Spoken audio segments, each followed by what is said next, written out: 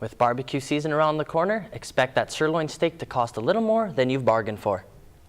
Pembina Pipeline is now expanding not only below the ground, but above the ground for everyone to see. Every dog has its day, and for Nate's Health Services, nothing could be more true. Jasper will start the day off at -3, working its way up to +3. In the town, they will have a rain-snow mix, and up in the mountains, they'll get about 10 centimeters of snow by Monday. Every time the Naydukes take on the MacEwan Griffins, the game is always a battle, but this weekend these two birds are battling for first place. Beauty, grace, and elegance are three things that come to mind when you think of synchronized swimming. I believe I have all three traits. That was until I jumped in the pool. The Dukes look to repeat as ACAC champions as they took on their rivals St. Trojans in a rematch of last year's final. The Edmonton Oil Kings began the defense of their throne as Eastern Conference champions last weekend. With the Olympics kicking off yesterday, I thought it would be fitting to do a sport that will be a part of the Games. Speed skating has always been a keen interest of mine, and let me tell you, I'm no Jeremy Witherspoon. College students were exchanging textbooks for saddles and stirrups as the Canadian College Finals Rodeo bucked off at Northlands. As a precursor to Canada hosting the World Cup in 2015, Japan and Canada are set to face off in October to give footy fans a preview. Hi, I'm Brett Morton. Spring has finally sprung after a very warm week in which we've had temperatures up over the seasonal average every day. This has caused a lot of melting and has made everything very wet. Our spring will start on the 18th as we'll have 12 hours of day and 12 hours of night, although the equinox does not happen until the 20th. I'll have your Sunday forecast coming up after the break.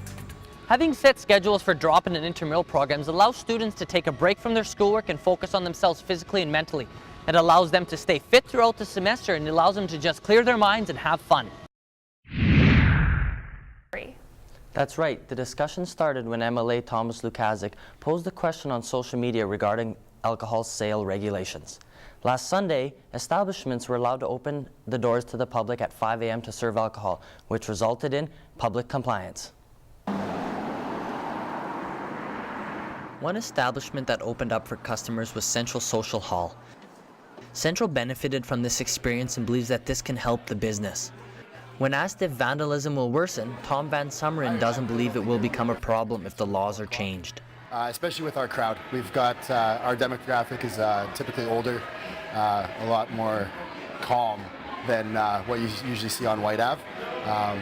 But I think even Whyte Ave would be, it wouldn't make a difference.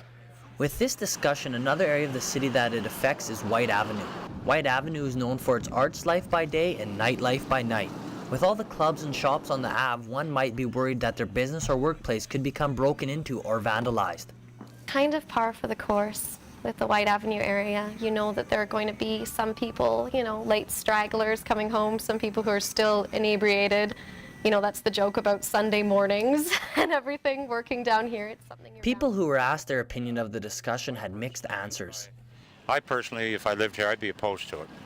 While some are against it, some love the idea and would support it. I'm totally okay with it. I think people should have their own free will to decide what to do. The AGLC could not comment on a lot of questions because the topic is still in discussion. This isn't the sole reason for the government to discuss this matter, as they have planned on reviewing the Liquor Act for quite some time now. So from here, what we're going to do is certainly debrief with our law enforcement partners, municipalities, and see how things went. A lot is still up for discussion with this matter. Community members, establishments, and business owners are leaving the debate up to the politicians.